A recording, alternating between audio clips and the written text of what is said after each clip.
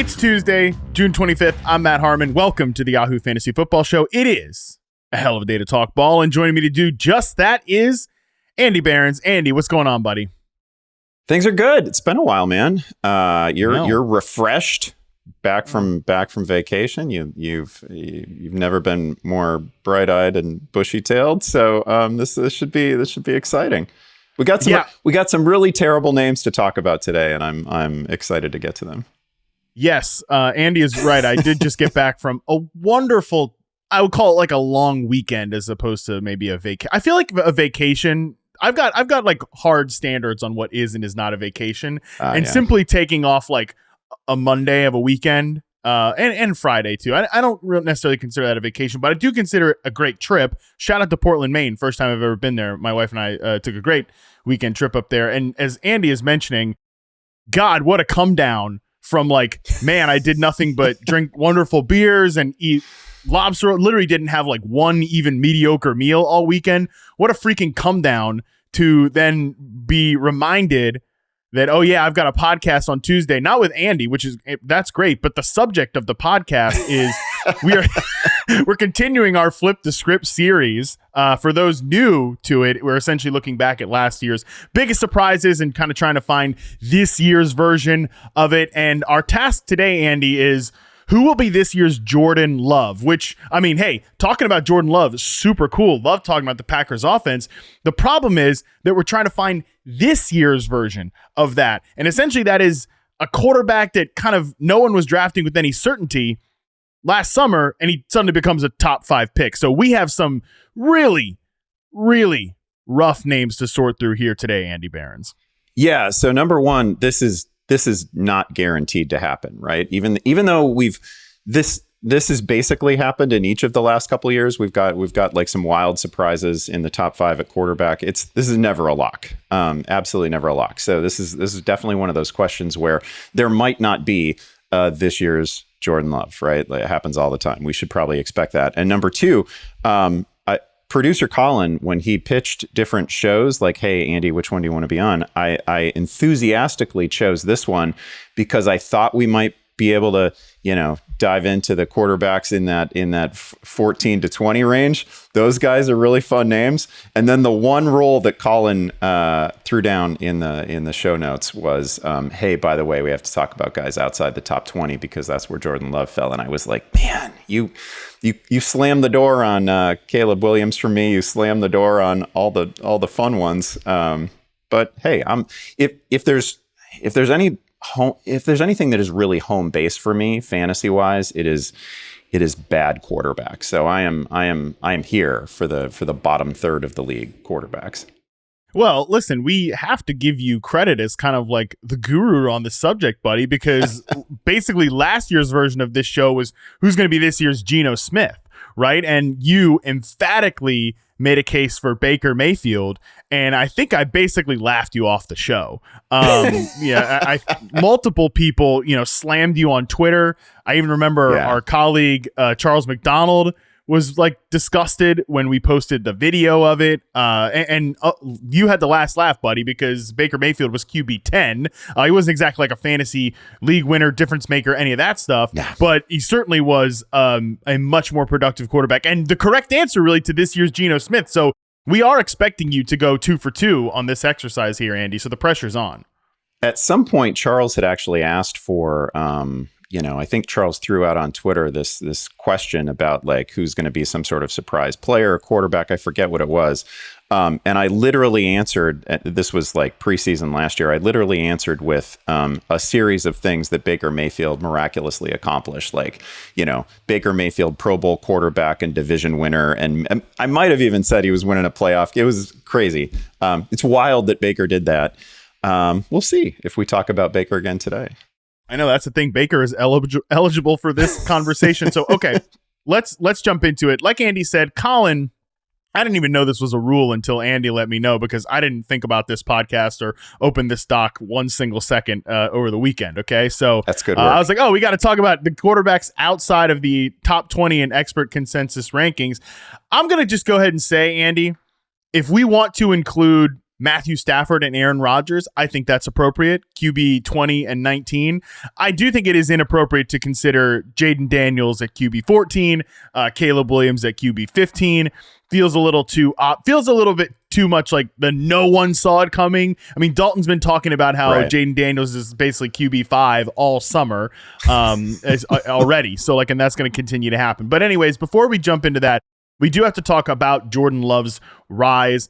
Kind of what clicked, how did it all really play out well to the point that, Jordan Love was the QB 5 in fantasy last year. He threw for 32 touchdowns. He had over 4,000 yards. He also chipped in with a little bit of rushing as well, 247 yards on the ground and 4 touchdowns, 4.9 yards per carry. So Andy, Jordan Love, how did this season that, there wasn't a lot of hype or optimism for him coming into the year, how did this all play out? Number one, the Bears certainly helped, right? He got his season started off on a positive note with a 3 touchdown game against the Chicago Bears. Probably the worst defensive effort that the Bears, there's quite a competition for worst defensive effort of the Bears season last year. But the week 1 was really something. There was a play in which Love actually dropped the snap, took a couple dribbles, and then still found a wide open Luke Musgrave downfield, I think it was. And Musgrave might have fallen down too on the same play. And none of it mattered because they were just clowning the Bears. So the Bears certainly helped. It's actually as you go back through the game log, I was reminded of what a wild season it was, because there's a moment at the midway point last year where the Packers are 3-6. And Jordan Love threw, he only threw 11 interceptions on the year, but he threw 10 of them in the first half of the season. And there's a real moment where if you're a Packers fan, you're like, oh man, what is the future of the quarterback position? And you probably had a moment last year where you were wondering if we needed to draft this position again. And then of course, I remember a few Packers fans I know photoshopping Caleb Williams into a Packers jersey. I remember those. And then he finishes the season flawlessly. They had some bad losses too, right? You go through the game log and it's they lose to the Raiders, they lose to the Broncos, they there's a later season loss to the Giants. So some of the losses hung on that team were really terrible. But he's near perfect in the second half of the season. I think only throws 1 pick, drops in a couple of 300-yard games, and then in the playoffs, the Dallas game was just an absolute. They mauled them. And pretty credible performance against a tough Niners defense too. So there's a ton to feel good about. I do feel like in the second half of the season, I'm in a tough spot here because if I say anything that is remotely critical, then I'm just a Bears fan homer. And it's not that. I do just want to point out this is true across all sports. It's true in the NFL. It's true in basketball, baseball, everything. Athletes are basically never as good as their best games, nor as bad as their worst games, right? And the truth is always kind of somewhere in the middle. And I think it's fair to say that the second half performance from Jordan Love, in which again he throws 1 interception down the stretch over many games, 8 games, that's probably not reflective of exactly what he's going to be moving forward, right? He didn't just in November figure out the NFL fully. I thought, instances where the ball might have been put at risk, he didn't get burned by it, right? There was a little bit of good fortune, but also he was kind of a maestro most of the time. And the depth and talent of that receiving core really came to the surface too. They have 2 really good tight ends. They've got, obviously a good backfield that they've shuffled up a little bit, but man, we've talked about it before. The depth in that receiving room is crazy. And it's not that, I don't necessarily think that Watson and Reed are, wide receiver 1s. They're not, maybe they haven't figured out that elite number 1 receiver thing just yet, but they go 6 deep with guys that you would not be afraid to play. And they go 6 deep with guys who would be, certainly the 4th best receiver on the Bears right now, and would have been the 2nd best receiver on last year's Bears. So it's just an incredibly deep receiving room. How do we even get Dontavian Wicks on the field? That guy's great. That guy's awesome. They have they have potential stars that are like third, fourth receivers right now. So a very impressive collection of talent that I didn't necessarily see coming. And then obviously the way that Love finished the season was tremendous. Yeah, you're right to point out that it wasn't smooth sailing for Jordan Love throughout the entire year from a statistical perspective. If you look at his end of season results in terms of EPA per dropback, he was fifth, and that was kind of true throughout the course of the season. Now, from a success rate standpoint, passing success rate, he's 13th, which that gap was actually wider, like in the early portions of his season, because you remember that Bears game, of course, 3 touchdowns, no interception. Week 2. 3 touchdowns, no interceptions against the Falcons, who actually were a pretty good defense. And, people were pointing out that, that EPA is high because the big plays were there, long touchdowns, some of the critical rushes and stuff like that. But the down to down consistency, which is more of like what success rate measures from this metric, that was not quite there yet for Jordan Love. So, and then that sort of normalized then against the Saints, against the Lions in their first meeting. You mentioned that Raiders game was really horrific. But then it was funny, Andy, because even though the results didn't quite catch up yet, when you look at games like, and these are all fresh in my mind because I just recently did like Jaden Reed and Christian Watson and Dontavian Wicks all for reception perception. And like you look at the Broncos game, you look at that first Vikings game, especially then the Rams and the Steelers game, to me was the one where it was like, okay, this offense isn't quite like, by the way, they lost all but one of those games that I just rattled off there. The results weren't there from a team perspective. The results were not there from Jordan Love from a fantasy or a real life statistical sort of lens yet. But when you watched him play, you could start to see like, oh man, he can make basically every throw. He's starting to figure out sort of that timing and rhythm of the offense. And I say this all the time when talking about the receivers, but you mentioned all those dudes are good. They're all super young, and like Matt LaFleur, who I think is a really good coach and I think really proved his worth last season, is kind of like white knuckling at the press conference, trying to not throw these guys under the bus, right? Because he's like, like this offense is designed well, and like my quarterback is actually playing well, but these guys are 2 yards off their route depth, or they're running the wrong route, and Christian Watson is a total mess at the contested catch point. They hadn't quite figured out what to do with him yet, and then it did start to normalize there throughout the course of the season. So really, I think that midway point, right around week 10, is where I remember he's coming off a game where they lose at the last second. It's a close loss to the damn Steelers. He completes under 55% of his passes. He throws 2 picks. So I'm like, he's playing well, though. And then that was when the receivers started to get in line. They started to figure that out. I think also taking Christian Watson out of the number 1 receiver role and kind of spreading things out really helped Jordan Love. That's not to say that like Christian Watson is bad or anything. I just think they were kind of over-reliant on him.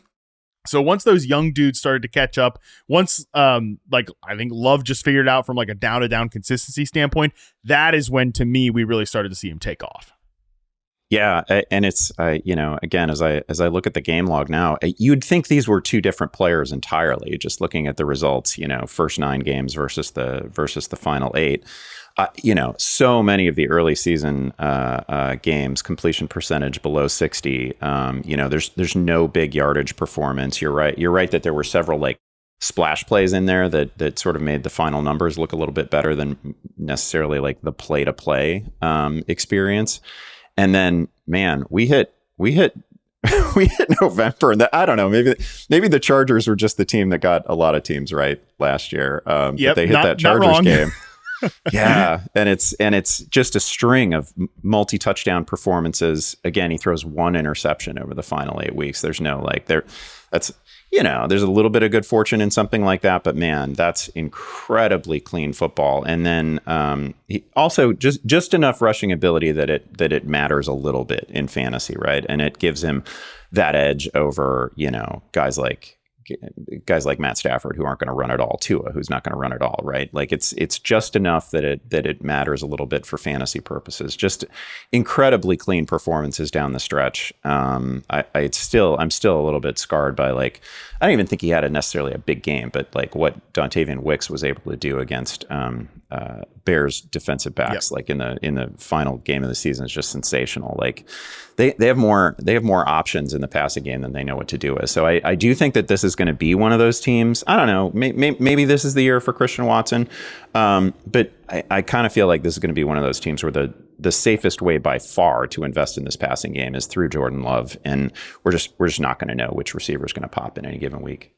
So just because you mentioned, I did want to actually read off the box score, like from weeks 1 to 9. So the first 8 games of the season, 59.6% completion rate, 12 touchdowns, 8 interceptions, 6.15 adjusted yards per attempt. That's like, that you're getting the Caleb Williams photoshops. Like I said, at that point, that's not great. Yeah. The final 8 weeks of final 9 weeks, of the regular season, 68% completion, 20 touchdowns, 3 picks, 8.48 adjusted yards per attempt. And then obviously, like, those numbers that I just read off were pretty much what he did in the playoffs too. 8.65 adjusted yards per attempt, 67.3% completion rate. So yeah, it was really a tale of 2 seasons. And I think that's instructive for talking about him coming into this year, Andy, because like you said, maybe the truth is somewhere in the middle there. But if it's somewhere in the middle there, that's a very good starting quarterback. And to me, I lean more towards the pot. Like, I think just because of the experience he's getting and the ecosystem that he's in, I lean more towards the positive side with Jordan Love specifically. But I hear your point that, like, maybe he's not. I think he's definitely not the player of the first 8 weeks of the season. Yeah. But again, 8.5 adjusted yards per attempt, that would make him like kind of near that elite quarterback territory. Yeah, I really should have said somewhere in between, because I'm not suggesting that we just split the difference and he's he's the exact middle between his first half and his second half. I definitely think it shades toward what we saw in the second half of the season. Again, like, he got like those are really good defenses that he faced in the postseason too, and he still looked like a great quarterback. Like, there wasn't anything fluky about that. And I'm sure obviously Packers fans love himself disappointed about the way the season ended in what was honestly a winnable game against the Niners. But to be able to go punch for punch with the Niners was plenty impressive based on, again, where we were on Jordan Love in October. Just a while, the great bit of coaching. You tip your hat to LaFleur for the player development experience there, the receiver development experience there. Like, I don't know, that team just got better. Like, that's just absolutely great coach. That is coach of the year stuff right there.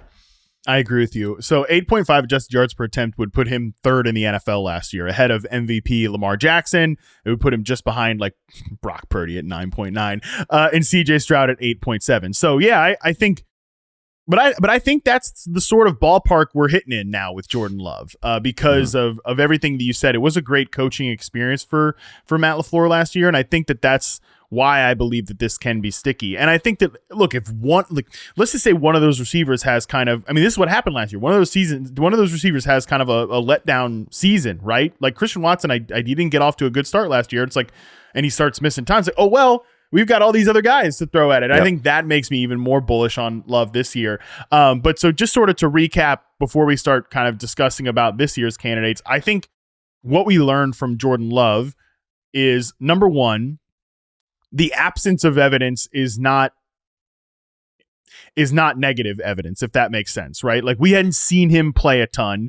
That doesn't mean that he was not good, right? Especially in his specific circumstance where he's playing behind an MVP quarterback in Aaron Rodgers. They started to kind of let that out, that like, oh yeah, him missing minicamp last summer the last summer that Rodgers was there was kind of the reason they started to get more and more bullish on Jordan Love. Is, oh yeah, we're starting to see more and more in him from a practice standpoint that we think he could be ready for this. So the absence of evidence is not necessarily negative evidence. I think also projecting growth for young quarterbacks is going to be important when we talk about these next players, at least to me. And then the final thing is, I say it all the time. I've already said it, and I'll say it again.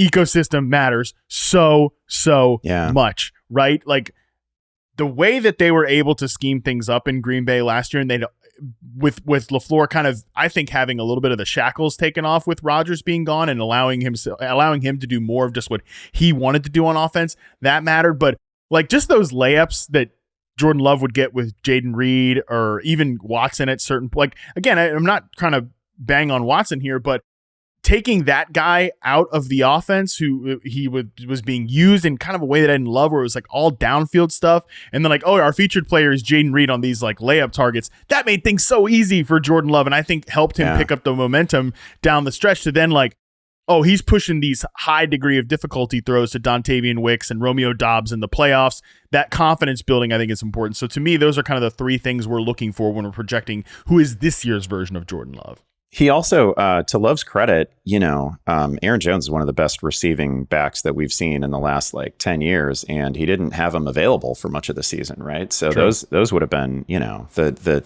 numbers that you get via Aaron Jones are just cheap and easy yards and completions, right? And that was not, I'm sure that was part of the first half story as well, right? Aaron Jones missing a ton of games, and even when he played, he was compromised and seemed like he was on a snap count and all that. So.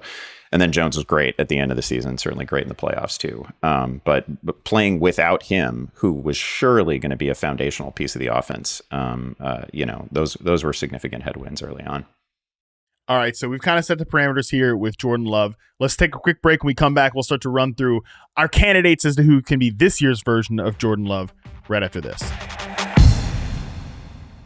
All right, we're back. Andy, let's slog through some names here. I'm just going to throw it to you first. Who is your first candidate as to who can be this year's Jordan Love?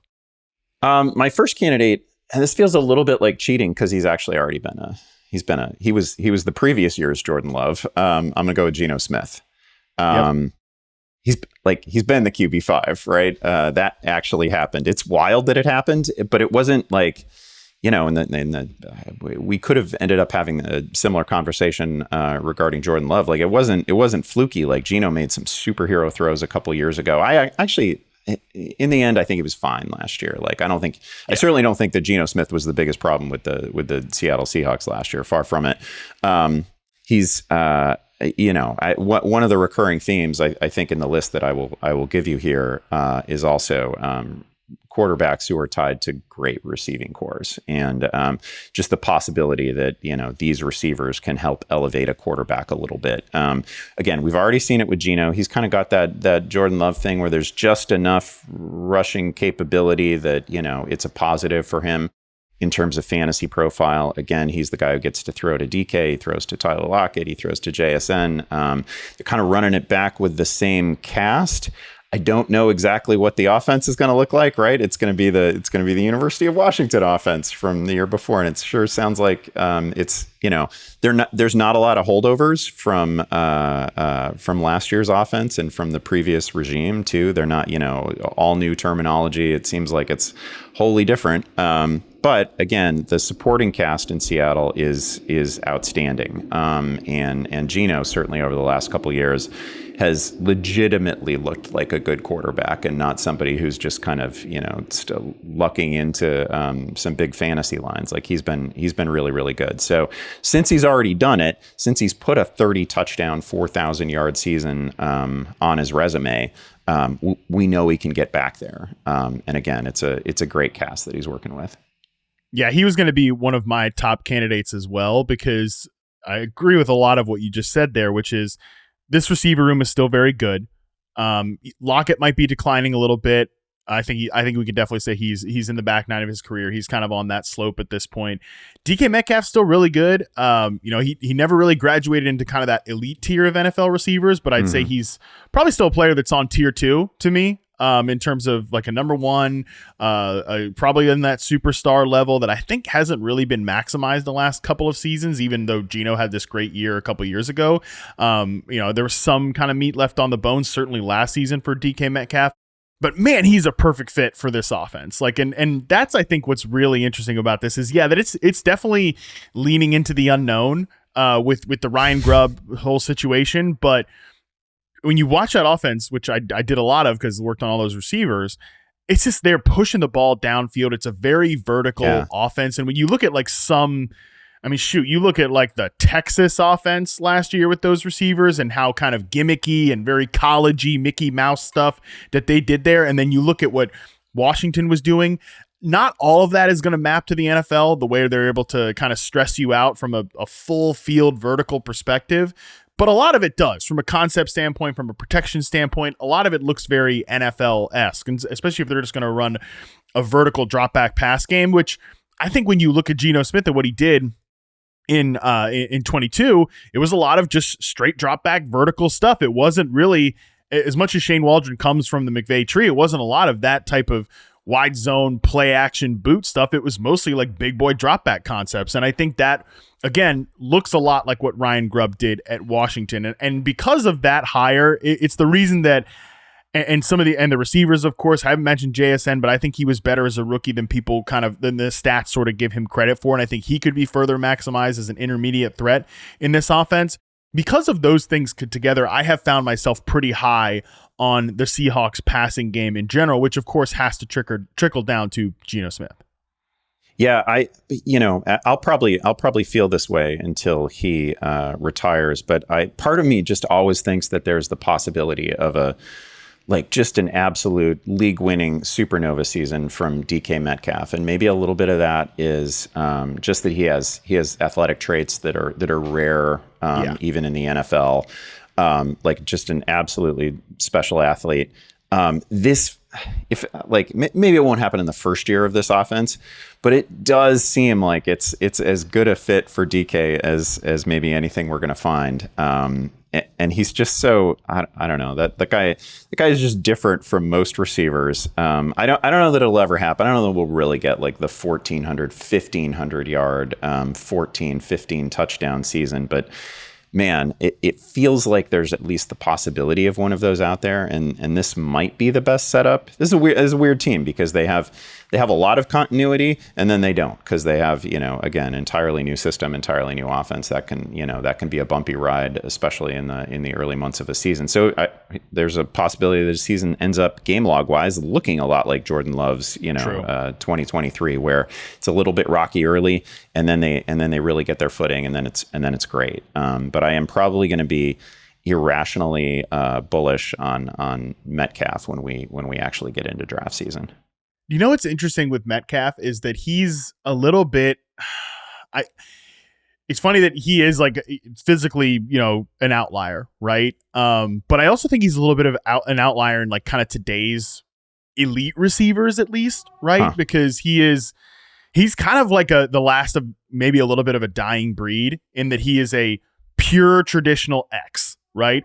You're not going to do some of the stuff that certainly like the Dolphins do with Tyreek Hill, or even like what AJ Brown can do. And like we've seen Jamar Chase do more of this stuff too, where they're getting him away from kind of that perimeter position and they're lining him up in the slot. They're doing kind of like, let's throw screens to him. Let's kind of get him run after catch opportunities. And really it's sort of that work like what CeeDee Lamb does with Dallas, which is like just dominate from the inside and kind of get moved around to exploit mismatches. At least to this point, we have not seen a coaching staff do that with DK Metcalf. He's just been outside on the line of scrimmage, and he runs a more diverse route tree now than he did as a rookie, and I think he's always been a better route runner than he's given credit for. But I think that's sort of the reason that when you just look at these, like the top receivers in the league, like, Devontae Adams and Justin Jefferson, they play most of their snaps at X receiver. So does like a guy like Jamar Chase too. But at the same time, it's not exclusively at that position, where I think Metcalf, like I said, kind of the last of a dying breed. That's basically where he lines up almost every snap. And I think with Lockett and JSN on the field, it's hard for me to kind of see him being moved out of that position, at least. Yeah, I was going to say that's kind of the thing with DK, right? He's always been paired with another receiver who can line up, can line up anywhere, can be dynamic from the slot. I mean, Tyler Lockett has been the equal of DK Metcalf, fundamentally different player, but, statistically and ability wise, has also been a sensational receiver. So that, that closes some doors for him, right? He hasn't been that sort of movable chess piece in the offense to the same extent as other great receivers. And I don't know that we'll see it. I just think that there's at least a possibility that the offense can really take advantage of some of DK's rare traits. And I think there's at least the possibility of I don't know if it ends up being a top 5 positional finish, but, I'd give Geno certainly a puncher's chance at 30 touchdowns and 4,000 yards again. Yeah, I really like him in this like QB2 range. And again, current expert consensus rankings from Fantasy Pros, he's QB23. I think like if you can take him there, I love that, in a best ball draft and in kind of the QB2 range.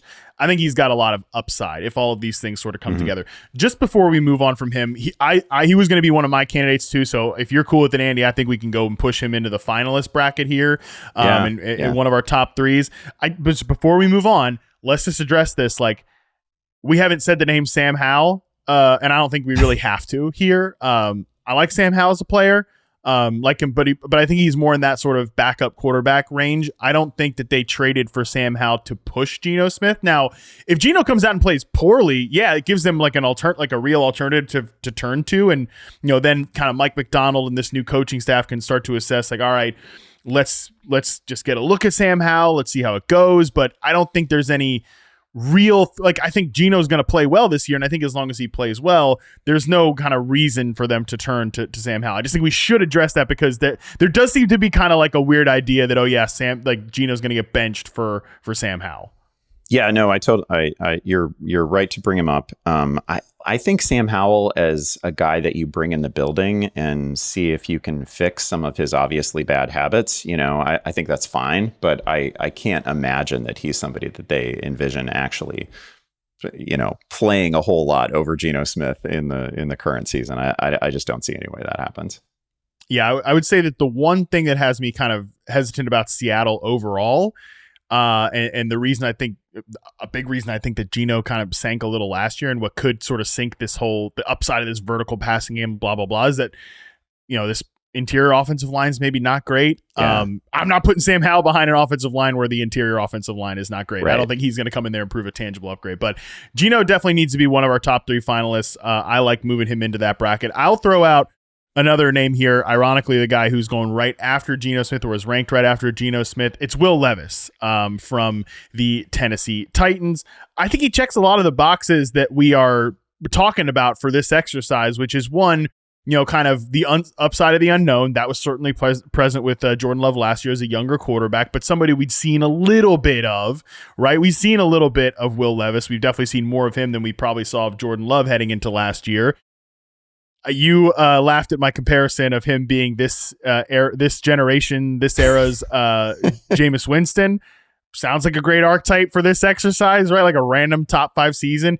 And God, man, yeah. The more I've thought about the Titans, why I'm thinking about the Titans in June is, I do get paid for this. I guess that's probably why. But the more I think about Tennessee, it's just they are set up to have a pretty nice little incubator for a young quarterback, right?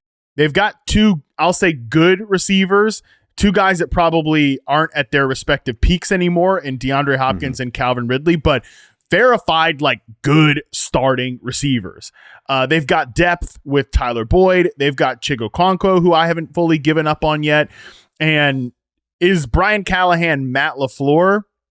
I don't know about that, but I think he comes off of a good situation in Cincinnati. I like a lot of what they did sort of in the back half of last year, troubleshooting the offense and setting it up for a different quarterback other than Joe Burrow. I don't know, man. I think that the situation for Will Levis is pretty good. And I think Will Levis showed I would say he showed something last year, if that makes sense. Yeah, so I considered Will Levis. He wasn't like in my list of 3. But I definitely thought about him because obviously they, you'd like to see a team generally do some things to improve the offensive environment around a young quarterback. They definitely did that. Tyjae Spears is one of those, is just thinking about it with Aaron Jones. He's also a great source of like cheap and easy yards. He had a wonderful season last year. Ridley definitely an upgrade, even if he's not like vintage Calvin Ridley. It's hard to get that Hopkins game out of your mind from last year, right? Like Levis showed off the arm, a bunch of deep shots to DeAndre. Like that was really fun. You can definitely see the traits that intrigue the NFL with Will Levis. I don't know that there's not really rushing upside here necessarily. Right, although yeah. I think he did have like a pretty good rushing season in college several years ago. But there's not like that rushing bump that we're going to get here. So I didn't ultimately put him on my list, but I can, like, I don't know. The NFL has done weirder stuff to us than cough up a big Will Levis season. So, like, could I see him finishing? Because you want to give pretty healthy projections to both Ridley and DeAndre, assuming good health all season. And if, like, I don't know, it's probably pretty easy to get to 25 or 26 touchdowns with Will Levis. I definitely think that's in play, probably with a healthy number of interceptions as well. But if you can get to 25, 26 touchdowns, you could probably luck your way into 4 or 5 more. And once we're brushing up against 30, now we're really talking about a fantasy relevant player. So I wouldn't rule this out entirely. He just didn't make my final list. He probably, I think, could have a stat line a lot like Matthew Stafford last year, who threw 24 touchdowns and 11 interceptions, 92.5 passer rating. Obviously didn't give you anything as a rusher. That's good for QB 15 in fantasy, which is a little more realistic, I think, than top 5 quarterback. Yeah. But that season I can very much envision for Will Levis if he's good, right? If he's, well, I don't even know if he needs to be good, right? He just needs to be a viable starting-ish fringe NFL quarterback. And that if you play 17 games with good receivers, like you can squeeze into the top 16, and we're like, how did he get there? Happens. Yeah, I don't know if I want to put him as a finalist, but I think he fits this archetype really well. So I'm fine discussing a few other names before we settle on a different set of finalists here. But he's someone that I've got on my short list to move into the top 3 if you are not too opposed to it, or unless, I don't know, man, because some of these other names are gross. So go ahead and give me your next candidate here, Andy. Well, my next candidate was last year's candidate to be the 2023 Geno Smith. I'm going to go with Baker Mayfield. And he's probably more in the Will Levis club, where I can't, do I really see a path for him to finish top 5? Probably not. But the receivers are great, right? Mm-hmm. And we have year-to-year continuity here, which we like. Mike Evans back. Mike Evans never misses. Sounds like Chris Godwin is actually going to be playing. He'll be back in the slot, which he curiously wasn't last year. Probably going to play most of his snaps from the slot this year, which is obviously, it's been, he's great wherever they want to line him up. I think Godwin's a great player. But he's had obviously some remarkable seasons in 2022, 2021 as sort of that primary slot guy. So it's probably the best use of him at this stage. So that's good. We like Cade Otton. There's just a lot to like here. And Baker, of course, coming off, 4,000 yards and 28 touchdowns. And played through injury for much of the season, and injuries that were clearly causing him a pretty significant amount of discomfort and limited mobility and all that. So if we actually got like a healthy season out of Baker, and he managed to find his way into the end zone as a rusher 3 or 4 times, which is always possible, he could certainly sniff the top 10, if not the top 5. Yeah, I wasn't going to come in here and make that case for Baker Mayfield, but I think you said all that extremely well. And the more I think about it, I look at, just again, expert, anytime I say expert, I'm always with the air quotes, but consensus fantasy rankings right now, there's kind of, at least on Fantasy Pros, there's a tier 3 where, Kirk Cousins and Trevor Lawrence are in the back end of that tier 3. And then you go to tier 4 and it's Stafford, Rodgers, Watson, and then Mayfield at 22. I actually don't think really there's that big of a difference between Kirk Cousins and Baker Mayfield. Why are we more from a fantasy perspective? Why are we, and honestly, I mean, maybe even a little bit of a real life perspective, I don't know. Why are we that much higher on Kirk Cousins than Baker Mayfield at this point, who I think played really well last year? There wasn't a ton of flukiness to the results. He was elevated by good receivers, especially Mike Evans. For sure, but Mike Evans is still there, as you mentioned, and I agree with you. Chris Godwin can win anywhere. I think Todd Bowles even said this. Chris Godwin can play anywhere. He can win outside, but he is maximized, sort of like we talked about those receivers earlier when we were discussing DK Metcalf. Some of those receivers, CeeDee Lamb, AJ Brown, they can all win outside, but they're maximized as matchup nightmares in the slot. And I think Godwin, especially at this point after some serious injuries, that's probably even like 5x the case for his specific situation. So really like that. I will just say, do you have any concerns about the offensive coordinator change over here? Obviously, Canales, who is at least labeled as he's the connective tissue, the QB survivor, or the QB resurrector here between Geno Smith and Baker Mayfield. There's a connective discussion here. He is now obviously across the division in Carolina. Liam Cohen comes in from the college ranks. He's been kind of ping-ponging between college and the Rams, where obviously Baker Mayfield played in that 22 Rams offense. So any concern with Liam Cohen taking over here for Dave Canales? And I guess I would say that any concern is sort of overridden by the fact that personnel wise, they're running it back with such a similar cast, right? Like I just like situations like that. And this is also the price of success. And it's not like Baker Mayfield has never dealt with, new coordinators before. That has been part of the story of his career, right? So I'm not panicky about it. And to an earlier point that you made, like anybody who thought that there was something flukish about his season, I mean, they had a good playoff run, right? Like they get a win over the Eagles. He plays really well, and then they kind of gave it to the like they gave the Lions a good game. So I didn't Baker have like 6 touchdowns in the postseason? Like it was a really good postseason run from him. So anything that if you had reservations about him coming off the regular season, you thought maybe it was a little bit inflated. I just think his postseason performance should have put that to rest. Like he had a legitimately very good year. I mean, it was a Pro Bowl year. It wasn't all pro level. It didn't really scare any of the top 5 quarterbacks in fantasy. I don't think he gets there, but I can absolutely imagine him running it back with roughly the same season, maybe a couple more touchdowns. Yeah, there could definitely be some improvement. A little bit of meat left on the bone, certainly from Chris Godwin's season perspective. Over 80 catches with that touchdown total. You don't expect that to happen again. I can see it. I think I'm cool with making him, a potential finalist once we discuss a few other names. It's just like these are Geno and Baker Mayfield and maybe Will Levis gets in it. These are kind of the contracts for Geno and Baker are very similar. They're the middle class kind of quarterbacks right now in the league. And sometimes circumstances come together like it did for Geno a couple years ago. And, maybe Baker a little bit less so.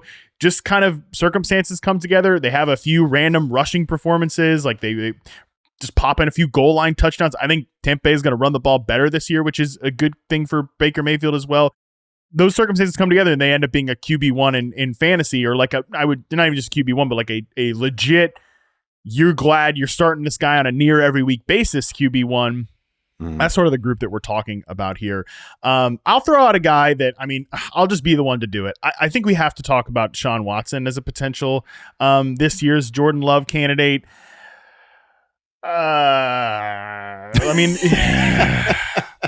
He's just not played well. Like it's been so long since we've seen him play well. And I don't care if you want to cherry pick a few plays here and there from certain games last year, but on balance, he has not, like from a consistent standpoint, he has not played well in a Cleveland Browns uniform, period, full stop. I think that there are good and bad things you can say about the supporting cast this year.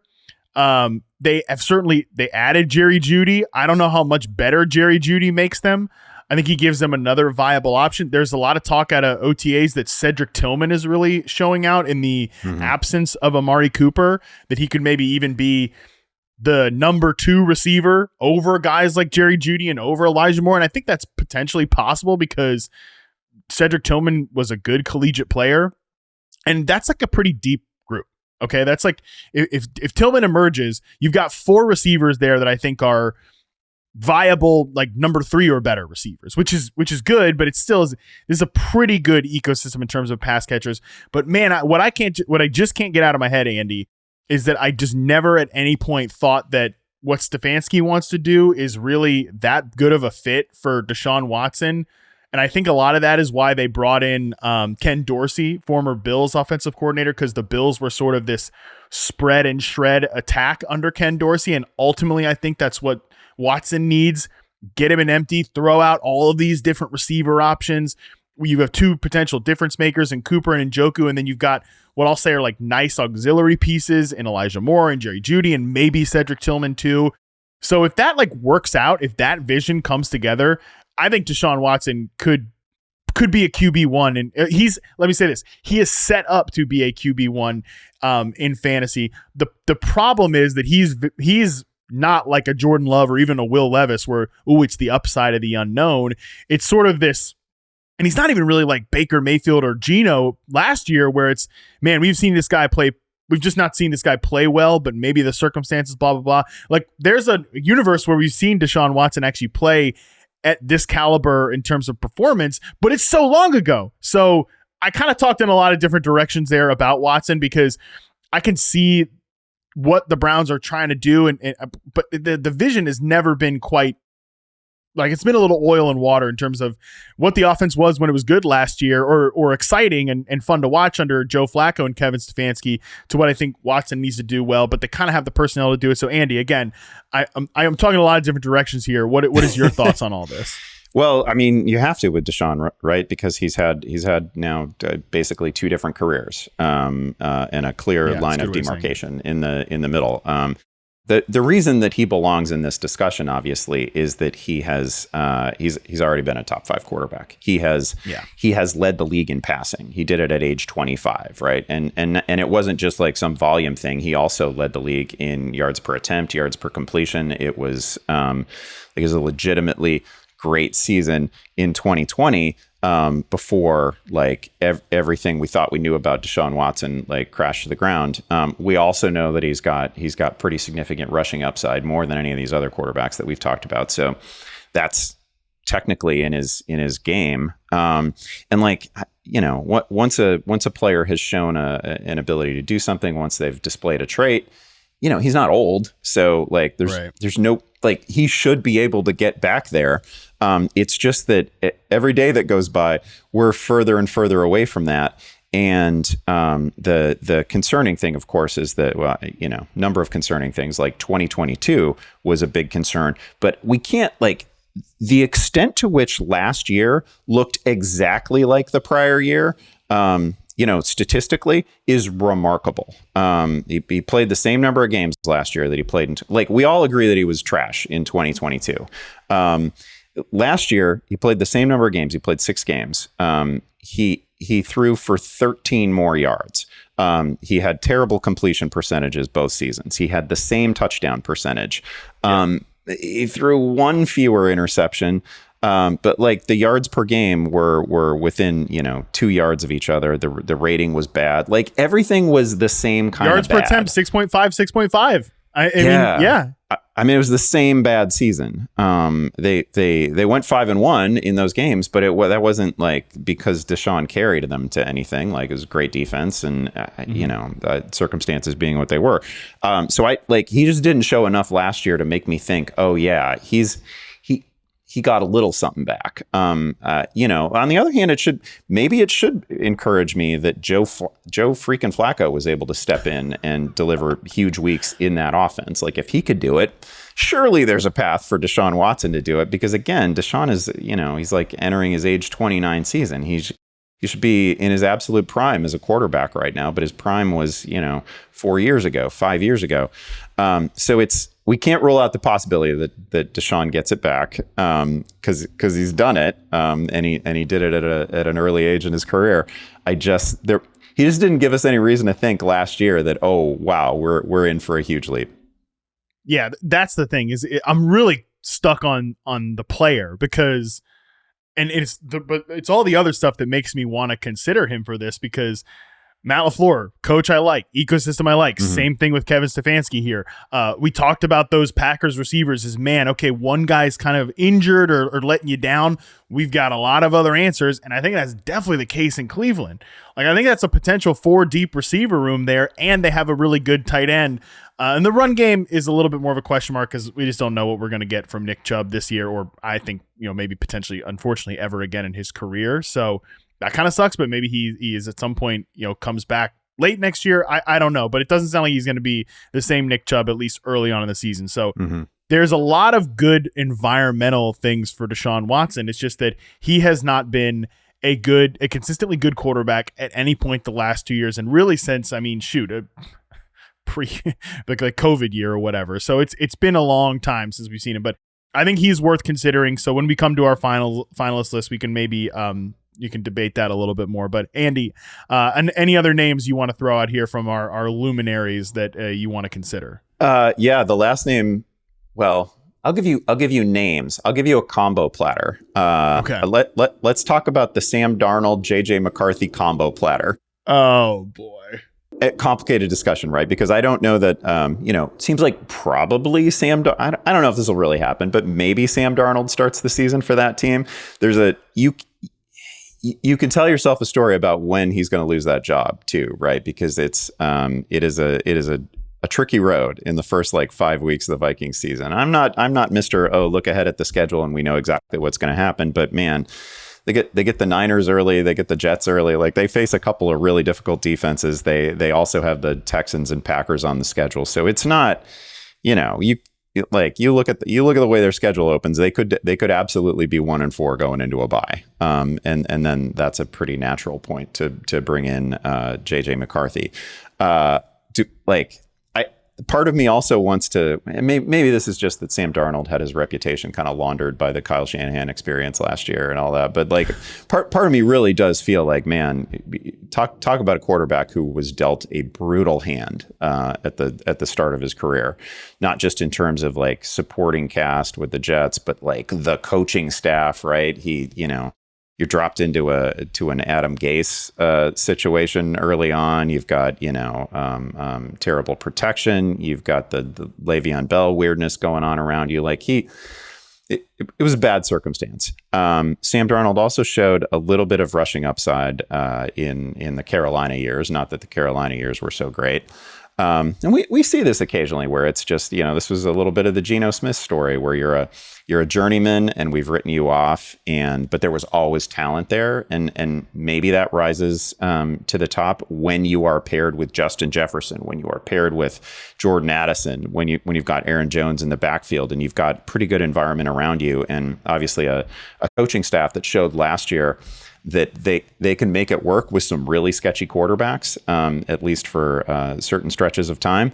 And then I'm long term, I think I'm pretty optimistic about what we're going to get out of JJ McCarthy. He's clearly not a finished product. He's very young, but if he takes over in the second half, we've got some friendlier matchups for them. I don't know. You could actually use your last 2 picks in a draft on both of these quarterbacks and lock up the quarterback situation that is tied to Justin Jefferson and Jordan Addison. And maybe that's probably not a top 5 season, but maybe it's enough to get you through a year. Okay, so I really wanted to laugh this off at first, but I'm remembering what I did last year with the whole Baker Mayfield experience, and I think that the funny thing about the Baker thing is that if you look back on balance throughout the course of his career, I was really caught up on how bad he looked with the 22 Panthers, where he was legitimately the worst quarterback in the league from a statistical perspective, from an efficiency perspective. But that was kind of the outlier of Baker Mayfield's career. I was too hung up on that season because for the most part, rookie season, 7.5 adjusted yards per attempt, second season, 6.2, but then 7.7, 6.6, even with the Rams, 6.5, and then he's 7.3 last year. So him being a sort of somewhere around the 20th best quarterback in the league. And then, again, circumstances surrounding cast, you can have that kind of statistical season. I was too stupid and hung up on the one Panther season to kind of let that go. Weirdly, if you look at Sam Darnold's career, who has no question been worse than Baker Mayfield when he has played. Weirdly, that 22 Panthers season is actually the outlier for Sam Darnold because once Baker Mayfield was off the roster, they kind of messed around with PJ Walker for a little bit, but they kind of figured out this identity under Steve Wilkes where they were running the ball really well and they were just kind of having the quarterback make very easy cookie cutter throws on the back of a good defense. Sam Darnold had 8.2 adjusted yards per attempt that year. He was, from an efficiency perspective, a top 5 quarterback in that little weird pocket of this Panther season. And I think that the Vikings do present a situation that's probably better than that, right? I think that their offense, they have a great play caller in Kevin O'Connell. I think Brian Flores did some wacky, weird, and wonderful stuff with that Vikings defense last year. Now they probably have better players. Could that defense take a step forward? Aaron Jones in the run game, all the players on offense, but it's still Sam Darnold, right? So that it just, I don't know. I don't want to entirely rule this out, especially because you're kind of giving yourself a fallout option of, okay, well, if Sam Darnold gets benched, should just everything I said transfer to JJ McCarthy, and at least he presents you that upside of the unknown. So I'm not dismissing this out of hand, Andy Behrens, because I'm a man who learns from my past mistakes. The problem is I kind of had to go with the combo platter here because I felt a greater degree of confidence that Baker was just going to keep that job, for better or worse, was going to keep that job last year and run with it. There is a very clear path for Sam Darnold to lose this starting job, and I'm sure at some point they want to get to JJ McCarthy, right? So this season has to begin well for Minnesota, or you can absolutely see how they hit the eject button and they switch to the rookie quarterback, because it is a really difficult road early in the year. Also, to your point about Sam Darnold's, his early career has not been as good as Baker's early career. He's been crazy inaccurate by NFL standards. He only has the Jets years and the Carolina years. There's only one season where he was even over 60% in terms of completion percentage, and that's nowhere near where we want a quarterback in this era, right? So he has not been accurate. You can forgive a lot about the Jets experience. We'll see. I don't believe in him as a sort of middle tier starting caliber NFL quarterback in exactly the way that I did Baker. I would still want to see it. And he's got a tough road earlier in the season.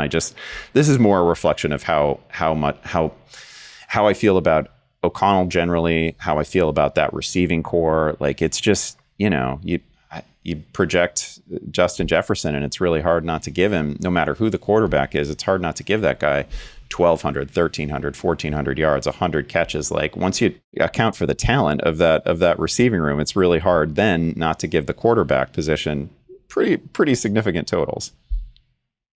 Yeah, look, I think it was worth a mention just because there's so many Darnold sickos out there that are still hard. This guy is actually secretly great, but he might not even start the damn season. Yes, I think if McCarthy has a good summer, Sam Darnold will get 0.0 playing time this year. So I think it was worth a mention. But I'm not dismissing it out of hand, because there are some boxes that you could check here for Sam Darnold and / JJ McCarthy. But we'll see what happens. And McCarthy, the rushing up, there is some rushing upside with McCarthy, which would make him a pretty easy candidate for this award. Okay. Andy, the rest of these names, I don't know that I'm definitely not ready to make the case for Russell Wilson and Justin Fields. Maybe you are. I am not. I think these rookies like Drake May and Bo Nix are probably not ready to rock. I'm not saying nothing about the damn Raiders quarterback tandem. I'm not doing the Daniel Jones thing again. Okay. Talk about learning from my past mistakes. I'm not doing the Daniel Jones fantasy hype again, because Daniel Jones isn't good at quarterback, and that I should have put more emphasis on that when saying he could be a great round pick last year. So the only two guys I'll give a passing mention to, we don't have to have an extended discussion because I feel like we've kind of weirdly talked about them a lot on the show lately. Derek Carr, Saints offense, I do think he's going to get a boost from the coordinator change. And he's a guy that we've seen. I don't know if he has top 5 fantasy quarterback upside. I don't know that he has enough weapons to do that there, but I am intrigued by Rashid Shaheed. I'm intrigued by A.T. Perry, and I think Chris Olave can definitely be maximized in this system. So I think he's worth just kind of a tacit mention too. And I do think Bryce Young, he's not about to have a top 5 quarterback season, but he does fit the archetype of a Jared Goff or a Tua, who gets a change in coordinator and suddenly kind of gets a new lease on quarterback life, right? I think that's potentially possible. Deontay Johnson's not Tyreek Hill getting paired with Tua or anything like that, but he could be Jared Goff's Robert Woods type of veteran receiver that just like you insert him in the offense and everything kind of calms down here. And again, I think we talked a lot about the Panthers on the last podcast with who could be this year's Texans. I do think it's just worth a tacit mention that Young, top 5 season, that's a lot to ask. We're simply asking that he looks like a viable NFL starter. But if he looks like a viable NFL starter and Deontay Johnson is kind of like the player that I think he is, and Xavier Leggett's good, and Dave Canales is where I kind of rank him pretty highly among potential offensive play callers. Just worth mentioning that I think he has a little bit of a case here to this award. Yeah, it's worth mentioning Carolina generally because they, that this is an instant, and they had so far to go, and they haven't gotten all the way there. But you just we talked about it with Will Levis. You just like to see a team building around a young quarterback that like are really giving him tools. Like Deontay Johnson is a huge addition to the offense. I don't know that they've fixed the offensive line, but the offensive line should be better. They've added serious talent to it, and they have addressed a whole bunch of needs. And I think, but Bryce Young has so far to go from where he was last year, because even in Superflex last year, he was the type of quarterback where you were like, should I just start a receiver here? Like, do I actually want to Superflex Bryce Young? Because there was just no nothing there. Nothing there. No touchdowns there. As many interceptions as touchdowns, basically. And I think he's obviously in for a bump, but to what level? Because if you just get, it'd be a huge leap for him to get to 22 touchdowns and 11 interceptions, and that's not really that's a barely startable season in Superflex. Like, that's not great. But they have done some nice things. I think Derek Carr is the kind of guy who, if he just plays 17 games, can stumble into top 12 status. Like we've seen that before. Like, yeah, I don't know. You look at the year-end quarterback ranks last year, and we talked about Trevor Lawrence every week in the panic meter, and he still finished as like the QB 12 or something like that because he just played.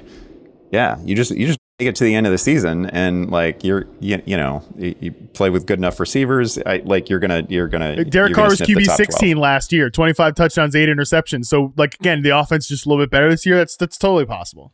Yeah, totally possible. And also, like, Derek Carr, it was not lost on Derek Carr last year that he had Alvin Kamara at his disposal, and he sort of revived that receiving aspect of Alvin Kamara's career, and that was great too. Those are cheap and easy yards for him. He probably needs to become a little less aware of Kamara, honestly, and more aware that you can throw the ball 15 yards down the field. Okay, so let's talk finalists here, Andy. I think we got a pretty good sense of this whole thing. We agreed Geno Smith definitely gets waved in. We need 2 more names here. I think I really like your Baker Mayfield analysis. I'm okay with making Baker a finalist, and I would personally push for Will Levis. But if you want to, the Watson stuff is kind of complicated. But I would personally vote for Will Levis. But if there's another name you want to put ahead of him, I'm okay with that. I think it's more likely that Deshaun Watson gets, like, if we're actually talking top 5, like somebody's got to squeeze into the top 5.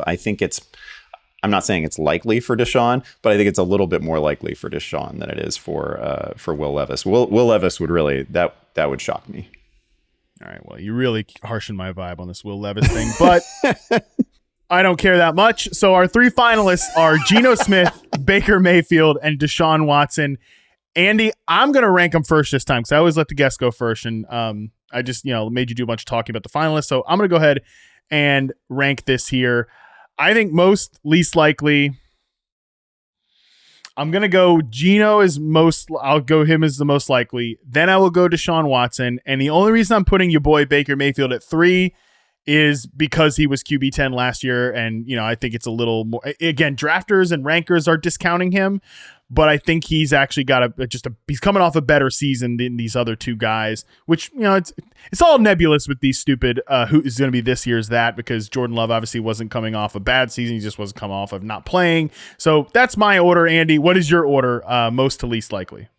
Yeah, it's the same order. I think Geno Smith has to be at the top. We've seen it before. The receivers are great. Like and we've seen it recently too. It's not like it's not buried in the distant past like it is with Deshaun. I don't know that Deshaun can be that player again. I'm confident that Geno can be the player again that he was 2 years ago. Like, that season can definitely happen. It's a loaded offense, at least in the receiving room. So I know it can happen with Geno. I don't know that it can happen with Deshaun, but it has happened before. Baker, I think Baker can sort of run back exactly what he did last year, but it doesn't put you in the top 5. So if we're going to be like letter of the law here, and we really need to talk about somebody who can crack the top 5 at the position, Baker's number 3 for me. Yeah, that little teeny tiny bit of rushing upside or sprinkling on the top that Geno gives you is really kind of what makes the difference here between him and Baker for sure. And even a guy like Will Levis, as much as I wanted to put Levis in the top 3 here, he's not going to give you, I think, what Geno gives you as a runner. So, all right, there you have it. Geno Smith is this year's Jordan Love, a top 5 quarterback that nobody saw coming. I will say, Andy, I talked a lot on this show about learning from my mistakes with the Mayfield thing, the Daniel Jones thing. And what a hypocrite, because I was really into the Seahawks offense last year with these 3 receivers and Geno Smith, the year 2 in the offense, and it did not go well. It was a disaster. But I think the hiring of Ryan Grubb, year 2 of Jackson Smith and Jigba being used more in like an intermediate way, Metcalf still in his prime, Lockett there. It feels like that feels like we just missed that for kind of variance and circumstances and stuff like that. The Daniel Jones thing, that was stupid. I regret everything I said about that was just dumb. That was just a dumb thing to do. I think process on being high on the Seahawks offense was right last year, and I think that it can be actualized this year. Yeah. And again, it might be a little bumpy because it's, new system, new terminology, all that. September could get a little rough. And the offensive line is a huge question mark. Whether they did enough to address it, probably not. But Geno overcame that to a decent extent last year, and he's been legit good the last couple of years. Not fluky good, not just running into some crazy big plays or anything like that. He's made some really serious throws. So I have a fair amount of optimism for Geno, and I think he's actually if you're playing in a super flex league, I think he's a really good cheap target. Because nobody's going to fight you for Geno in a salary cap draft, right? He's not going to cost an arm and a leg. He goes very late. And we've already seen a 30 touchdown season out of this guy with this cast of characters. Yeah, I think that's the big thing here is one way or another. Maybe he's not going to be a top 5 quarterback, but we are interested in targeting Geno and this Seattle Seahawks offense. Mm-hmm. That is going to do it. Andy, appreciate you, buddy. This was a super fun episode, and we'll have to get you on again next year to try to find, you're a QB whisperer. So this is your new title here. Yeah, a long-time career at Yahoo, Andy Behrens. You're officially now our quarterback whisperer show. So shout out to you. Appreciate you doing this. Thank you all for listening. That is going to do it for today. We're going to be back on Thursday, continuing our Flip the Script series. This time we're going to be with Nate Tice, looking at who's going to be this year's Rachaad White, a.k.a. the king of the running back dead zone. That's going to be a great episode as well. Until then, we're out.